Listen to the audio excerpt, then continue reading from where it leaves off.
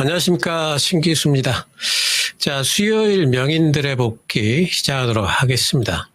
자, 어제 좀 시장이 좀 흔들리고, 또 오늘 오전까지도 시장이 흔들렸지만, 또 결국엔 또 아랫골이 달고, 나름 또 잘 지키면서 마감이 됐습니다. 그러니까 요즘에 보면은 장중에 좀 흔들림들이 있으니까 또 상당히 또 이제 불안한 마음들을 가지시는 분들이 계시는데, 제가 이제 공개 방송 때도 계속 말씀을 드렸습니다만은 시장이 그 하방으로 빠지려면은 분명히 빠지는 신호가 보여요. 근데 아직까지는 그런 신호가 안 나타납니다. 그리고 그런 신호가 나타나면은 제가 또 언제든지 또 하방 신호가 나타났다라고 말씀을 드릴 거니까, 지금은 제가 계속해서 말씀드리는 게 코스피가 역사적 신고가랑 지금 한 3% 정도 차이가 납니다.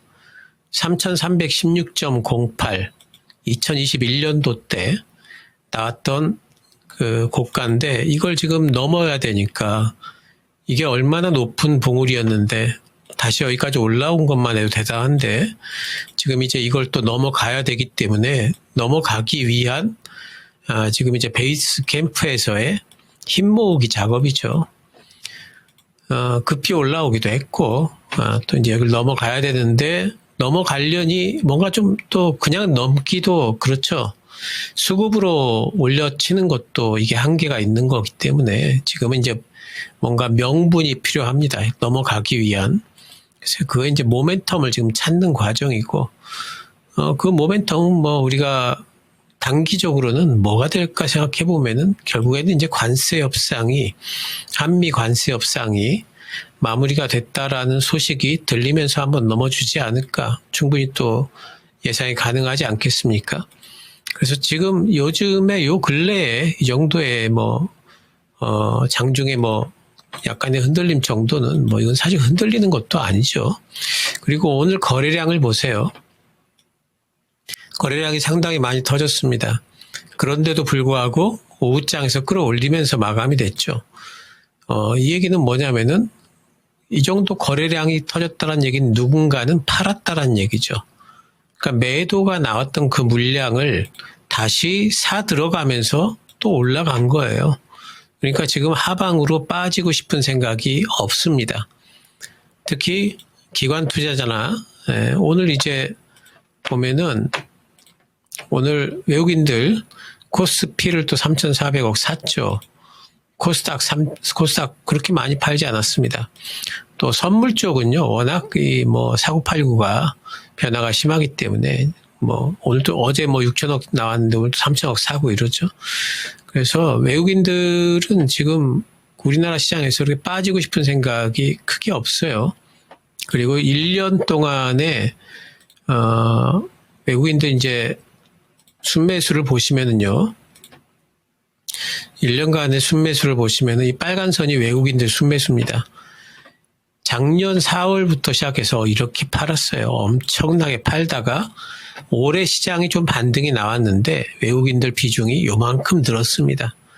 그러니까 작년 정도 가지고 있으려면은 이만큼이나 더 사들어가야 돼요. 그러니까 외국인들이 지금 이 정도 사고선 지금 이제는 한국 시장에서 돈 빼야 되겠다라고 생각하지는 않을 것 같아요. 그래서 외국인들 자금도 앞으로 더 들어올 여력도 충분하다라고 보이기 때문에 지금 시장에 대해서 고점이라는 어떤 생각, 굉장히 위험하다라는 생각, 아슬아슬하다라는 생각, 이런 생각보다는 지금은 이제 역사적 신고가를 내기 위한 하나의 힘 모으기 과정이다, 이렇게 보는 게 좋습니다.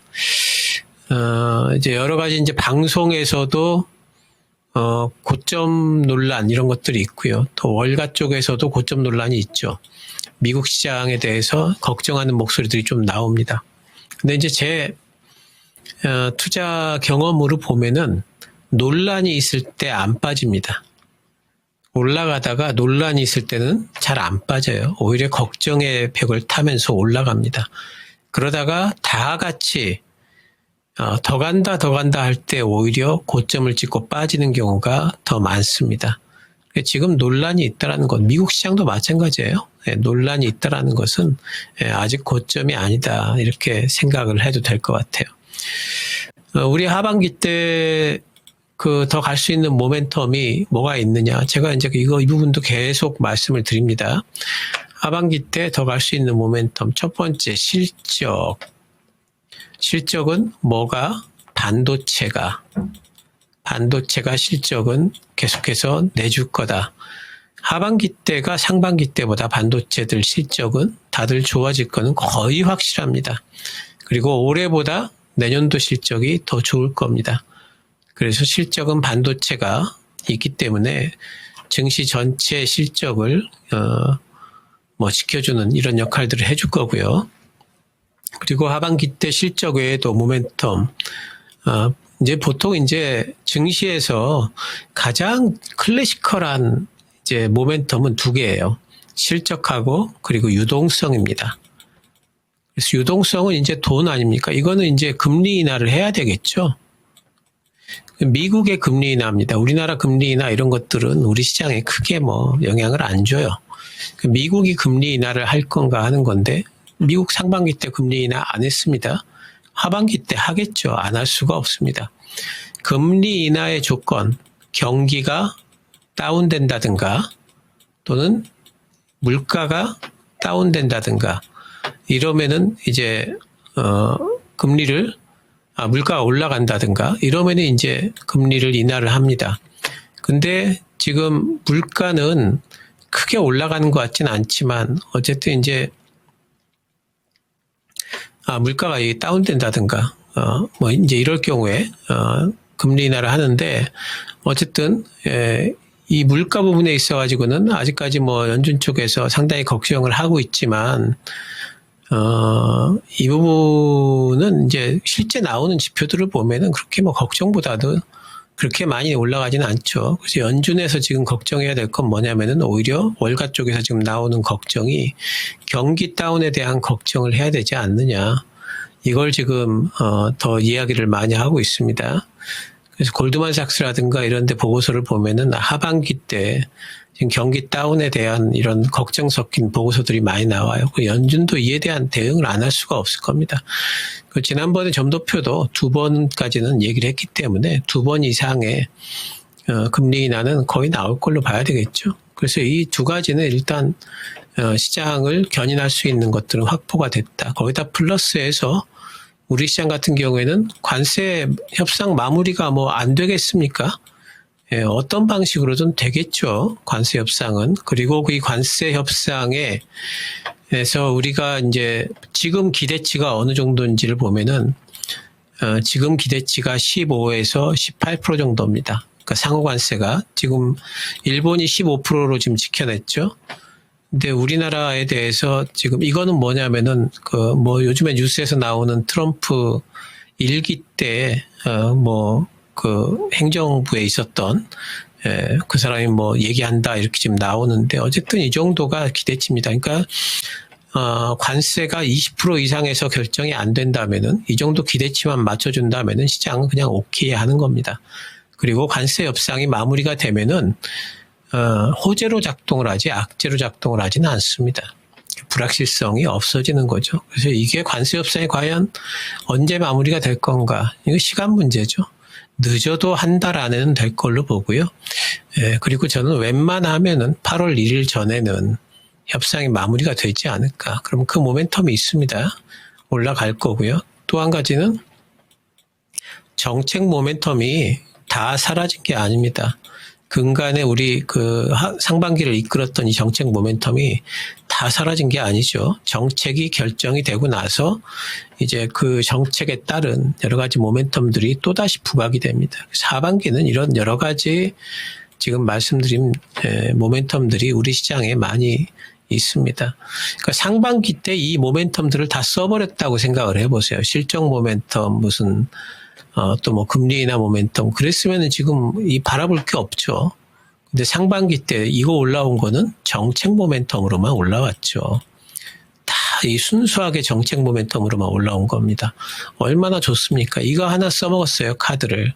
그리고 앞으로 쓸 카드가 우리가 몇 개나 남아 있다는 거죠. 그래서 이게 우리 시장에는 상당히 기대를 주는 부분이고, 그리고 또 이제 그 밸류에이션 얘기를 하시는 분들도 이제 계시죠. 이렇게 많이 올라와서 PER 많이 올라왔지 않느냐, PBR 많이 올라왔지 않느냐. 근데 그 밸류에이션 가지고 시장을 이렇게 예상하는 거는 참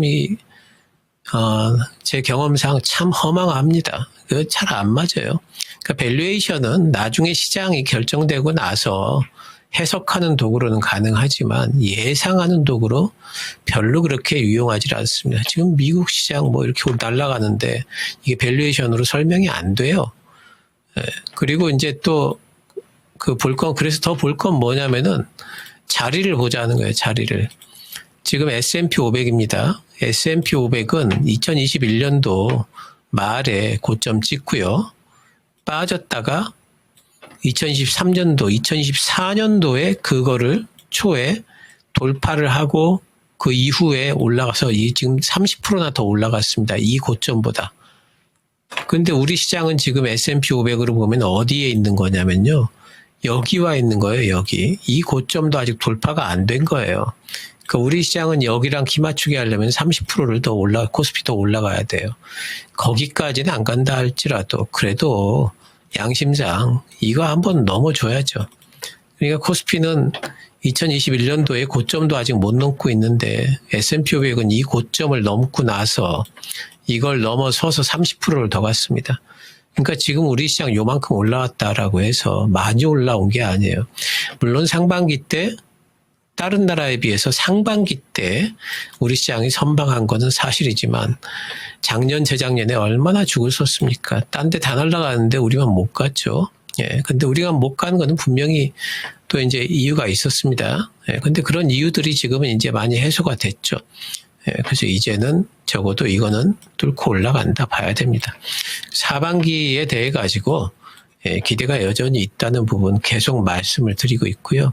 단기적으로는 지금 이제 우리가 뭘 봐야 되냐면은 환율을 좀 봐야 됩니다. 아무래도 지금 그 외국인들이 상반기 때 우리 시장을 좀 들어왔던 거는 환율이 이렇게 빠졌기 때문에 그걸 이제 기대하면서 들어온 부분이 분명히 있어요. 근데 지금 달러 반등이 나오지 않을까 하면서 환율이 이 부분에서 반등이 나왔는데 1,400원 밑에만 있으면 됩니다. 1,400원을 안 넘어가주면 돼요. 근데 1,400원 넘어갈 것 같지는 않아요. 그리고 만약에 환율이 원화 강세 이러면서 또 밑으로 조금 더 빠져준다면은 뭐 하반기 때는 실적이 좀 더 좋아질 거다 이러면서 빠져준다면은 이건 뭐 우리 시장은 굉장히 좀 좋은 거죠. 그래서 환율을 단기적으로는 좀 환율을 좀 보고 있어야 될 것 같은데 1,400원 넘어서는 어떤 그런 상방 압력은 그렇게 강하지는 않다 이렇게 보이기 때문에 크게 걱정은 또 안 하니까요. 지금은 이제 코스피는 전체적으로 다시 한번 역사적 신고가를 쓰기 위한 힘 모으기 과정이다 이렇게 보시면 됩니다. 자, 오늘장 특징주 보도록 하겠습니다. 오늘 뭐 빼놓을 수 없는 게 아무래도 자동차겠죠. 현대차, 기아차. 제가 자동차는 얼마나 뭐 거의 매주 말씀을 드렸던 것 같은데 자동차는 장기적으로 보자. 자동차는 지금이 제일 싸다. 앞으로 3년, 4년을 보더라도 지금이 제일 싸다. 관세 불확실성 이제 다 반영했다. 이런 말씀 드렸고 그보다는 미국에서의 점유율 확대 또 현대차, 기아차가 지금 투자하고 있는 로봇과 자율주행 부분에 대한 미래 성장성 그리고 뭐 테슬라에 비교할 게 현대차밖에 없다. 뭐 이런 얘기들, 이런 것들 평가, 브랜드 평판이 올라가는 부분들, 또 미국 내 공장에서 생산이 늘고 있는 부분, 물론 국내에서의 생산은 또 수출은 줄 수밖에 없지 않겠습니까? 관세가 있기 때문에. 하지만 미국 내에서의 생산이 늘고 있는 부분들, 이런 부분들을 보자 계속 말씀을 드렸죠. 오늘 많이 올라간 거 상당히 기특하고 고무적입니다만 가령 내일 빠질 수도 있겠죠. 요즘에 뭐 순환매가 엄청나게 빠르게 돌기 때문에 내일은 또 빠질 수도 있습니다. 하지만 이런 거 오늘 많이 올라간 거 생각하지 말고 자동차는 꾸준히 보유를 하자 계속 말씀을 드립니다. 장기적으로 가져가셔야 되고요. 아직도 자동차는 지금도 바닥권이라고 이제 바닥권 살짝 탈출하려고 하는 거다 이렇게 보시면 됩니다. 자동차는 적어도 1년 이상 가져갈 생각하시면은 정말 큰 수익을 바라볼 수도 있습니다. 저는 현대차가 얼마까지 갈지 모르겠어요. 상당히 많이 갈 수 있다고 보고요. 제가 부품주들이 더 빨리 갈 거다. 올라가기 시작하면 뭐 SL 화신 제가 맨날 말씀드리던 종목 아닙니까? 예, 지금도 이 종목들 관심 가질 수 있습니다. 자동차 계속 관심 가지시고요. 요즘 철강 쪽이 잘 올라옵니다. 포스코 홀딩스 오르고 현대제철도 쭉 올라오고 있고 세아제강 같은 경우에 오늘 뭐 알래스카 뭐 얘기 나오면서 이제 올라온 거긴 하지만 또 이제 올라옵니다.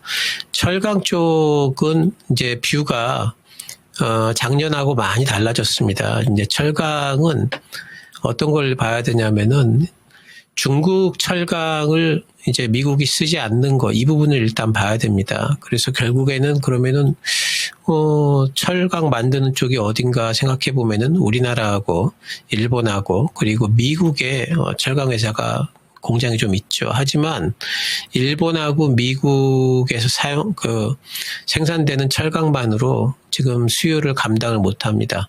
수요가 지금 어디서 생기고 있냐면은 일단 데이터 센터 짓는데 철강이 엄청나게 많이 들어갑니다. 네, 데이터 센터 짓는데 무슨 철강이 그렇게 많이 들어가? 데이터 센터 짓는 그 건물 크기가 엄청나고요. 그리고 그 건물이 다 철골 구조로 되어 있습니다. 그 건물만으로도 그렇고 또 거기에 들어간 여러 가지 설비들이 있습니다. 전기, 상수, 하수 다 철로 만듭니다. 예, 다 철강, 그리고 그 코일 같은 것도 다 이 철강 회사에서 만들지 않습니까? 그래서 철강에 대한 수요가 지금 늘고 있는 부분, 또 일본하고 미국하고 지금 그 알래스카 법인 만든다고 그러죠. 알래스카 이제 그 LNG 건설하기 시작하면 거기서 들어간 철강이 또 어마어마하죠. 수요가 늡니다. 예, 그래서 철강 부분에 있어가지고 또 이제 현대제철 같은 경우에는 미국에 지금 전기로도 하반기 때 거의 설치가 되죠. 그래서 철강 부분은 아마도 올해 하반기 때 추가 상승 충분히 가능하고 내년에 고점 찍을 것 같아요, 수위가. 그래서 일단은 올해 하반기 때까지는 충분히 올라갈 수 있다 보기 때문에 철강 여러분들이 계속 관심을 가질 수 있다 이렇게 말씀을 드리고요. 화학하고는 좀 달라졌습니다. 제가 화학주는 올라갈 때 매도다 그랬죠. 그쪽은 아직까지도 공급 과잉입니다. 수요 창출이 안 되고 있어요. 하지만 철강은 지금 수요가 늘고 있는 부분들을 좀 봐야 되겠고, 자, 그리고 뭐 2차 전지들이 요즘에 이제 올라왔고, 제가 2차 전지 제일 중요한 게 LG 에너지 솔루션 121선 타는 거하고 121선 위로 올라왔죠. 이런 부분들. 실적이 좀 잘 나왔습니다. 2분기 때. 또 뭐, 코스 닥의 대장주인 에코프로비엠도 121선 타고 지금 쉬고 있죠. 그래서 이런 대장주들의 움직임이 중요하다 말씀드렸습니다. 리튬 가격이 요즘에 이제 올라왔는데, 리튬 가격 한번 좀 보면은요, 이게 이제 리튬 선물인데요. 요게 이제 5년치입니다. 그러니까 1년치로 보면 요즘에 요만큼 반등 나왔습니다. 이렇게 이제 반등이 나왔거든요. 반등이 나오면서 이제 리튬이 바닥 찍었구나. 5년치로 보면은 표도 안 나죠. 반등 나오는 게. 그러니까 얼마나 많이 빠졌는지 몰라요. 그러니까 굉장히 많이 빠졌기 때문에 일단 반등이 좀 나오고 있는 것 같습니다. 반등이 계속 나오면 좋겠지만 어쩌면은 리튬 가격은 요 8만이라고 되어 있는 거 있죠. 요거 아래서 살짝 막힐 수가 있어요. 그래서 이제 중요한 것은 이제 리튬 가격이 단기적으로 어디서 막히느냐가 중요합니다. 이제 막히게 되면은 2차전, 그리고 나서 이게 막힐 적에 보통 요 정도까지는 아마 갈 것 같은데, 여기서 막혔을 적에 그러면은 우리나라 2차전지 관련주들이 빠지느냐 아니면 막힘에도 불구하고 더 오르느냐, 요걸 또 관찰을 해야 됩니다. 그래서 일단은 더 갈 폭은 있다. 조금 더 남았습니다. 아직까지 오를 폭이. 그래서 2차전지가 뭐 리튬 가격이 이 정도 올라갈 때까지는 일단은 한 7만 한 8천 정도까지는 올라갈 수 있을 것 같은데, 그래서 요 정도 올라갈 때까지는 일단 좀 볼 필요가 있습니다. 조금은 더 갈 수가 있어요. 하지만 그 정도 간 이후에 우리가 또 이제 볼 필요가 있습니다. 그래서 리튬 가격을 계속 보면서 우리가 이차전지 쪽은 좀 대응을 좀 해야 될 것 같아요. 그래서 지금은 조금 더 갈 폭이 있다라고 보이기 때문에 지금은 들고 계셔도 될 것 같습니다. 반도체는 제가 뭐 계속 말씀을 드렸고 뷰가 전혀 바뀐 게 없어요. 하반기를 이끌어 가려면은 우리 시장이 이끌어 가려면은 반도체가 주도하지 않으면 못 갑니다. 그러니까 그냥 뭐 한마디로 얘기해서 반도체 안 올라간다 그러면은 코스피가 다시 역사적 신고가 못 냅니다. 반도체는 가야 되고 또 갈 수밖에 없고 또 실제로 지금 실적이 하반기 때는 상반기 때보다 무조건 좋기 때문에 더 갈 걸로 보고 있고요. 삼성전자가 30일 날 컨콜이 있습니다. 본실적 발표가 있으면서 30일 날 삼성전자는 아마도 거의 희망적인 얘기를 할 거예요. 절망적인 얘기를 안 할 겁니다.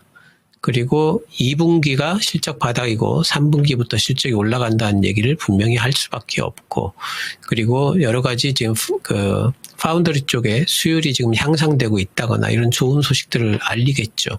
그러면서 삼성전자는 또 이렇게 올라갈 것 같아요. 그러면 이제 반도체들이 본격적으로 움직이기 시작할 겁니다. 시기적으로도 그때 부분이 또 그거 앞뒤로 해가지고, 관세 협상이 또 마무리가 될 확률이 크기 때문에, 그러니까 결국에는 관세 협상이 마무리가 되면서 반도체가 출발을 하면서, 시장이 또 올라가는 형태, 이런 시나리오가 충분히 가능할 걸로 봅니다.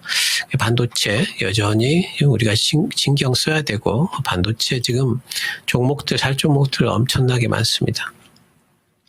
전력기기 쪽, 현대일렉트릭이 실적이 잘 안 나왔는데도 불구하고 오늘 또 반등이 나오죠. 전력기기도 데이터 센터 관련해서 생각을 해보면은 앞으로도 몇 년은 수요가 계속 있어야 됩니다. 전력기기 쪽도 제가 계속 말씀을 드립니다. 아직 고점이 아닙니다. LS 일렉트릭도 마찬가지입니다. 아직 고점이 아닙니다. 그리고 오늘 이제 수소 관련주들이 조금 움직였는데, 수소 관련주들 하반기 때 아직 정책 모멘텀이 마무리되지 않았습니다. 전력망이 완전히 구축이 되려면은 이 수소 인프라가 있어야 돼요. 특히 이제 신재생 에너지라든가 이런 것들 ESS 갖고 저장을 다 못합니다. 그래서 전력망을 스마트 전력망을 만드는 것도 중요하지만 수소 연료 전지를 적극적으로 활용할 수밖에 없습니다. 그래서 이런 부분에 대한 정책 모멘텀이 아직 남아 있기 때문에 두산 퓨얼셀 요즘 같은 장세에서 크게 빠지질 않죠. 그래서 하반기를 보면서 두산 퓨얼셀, S 퓨얼셀 이런 종목들 움직임을 잘 볼 필요가 있고, 매수 좀 해놓는 것도 나쁘지 않다라고 보이네요. 자, 전략 부분을 본다면은 이제 지금은 계속 한미 관세 협상 마무리 그거 이제 기다리는 거죠. 시장이 기다리면서 마무리되면은 분명히 저는 시장에는 호재다 이렇게 보고 있고요. 그때까지는 시장이 계속 횡보 장세 정도 예상을 하니까 그거 그냥 기다리면 됩니다. 여유를 가지고. 그런데 이제 종목을 접근하려면은 지금 너무 순환매가 빨라가지고 그날 올라가는 거 잡았다가는 그 다음날 내려가고 그런 거죠. 그래서 따라잡기 하지 마시고 순환매를 잘 타시려면은 빠질 때 사놓으면은 다음날 올라가고 이런 것들을 활용을 하셔야 되고요. 코스피가 3,100선 정도까지 빠지잖아요. 이 정도까지 빠지는 거 전혀 흐름에 문제가 없어요. 여기까지 빠진다고 해도 그래도 우상향 흐름이 계속 가는 겁니다. 그렇기 때문에 지금 코스피 조정이 조금씩 흔들리고 하는 거에 대해서 너무 마음이 막 흔들리실 필요가 없습니다. 여유가 충분합니다. 아래쪽으로. 하반기 실적주들 관심을 좀 가지셔야 되고요. 계속 말씀드리는 게 반도체, 또 화장품 제가 계속 말씀을 드리죠. 화장품 잠깐 보면은 이제, 오늘도 이제 화장품 종목들 보시면은 실리콘도 이런 애들 많이 내려와 있지 않습니까? 그래서 지금 접근이 가능하지 않을까 싶어요. 아무래도 마찬가지고. 하반기 때 화장품들 좋을 거고, 아까 말씀드린 전력기기도 계속 갈 걸로 보고요. 자동차 계속 말씀드렸고, 또 엔터주들, 또 반등들이 또 다 나옵니다. 하반기 때, 가수들 활동, 걸그룹 또 보이그룹 다 활동을 하니까요. 하반기가 좋습니다. 그래서 엔터주들도 관심 가져보시기 바랍니다. 지금부터는 이제 하반기에 뭐가 움직일지를 종목들을 슬슬 모아 가신다거나 아니면은 뭐 발 빠르신 분들은 순환매, 단기 매매 하시는 거 둘 다 유효합니다. 시장에 대해서 긍정적으로 하반기에 대해서 자신감 가지셔도 됩니다. 자, 신기수였습니다. 감사합니다.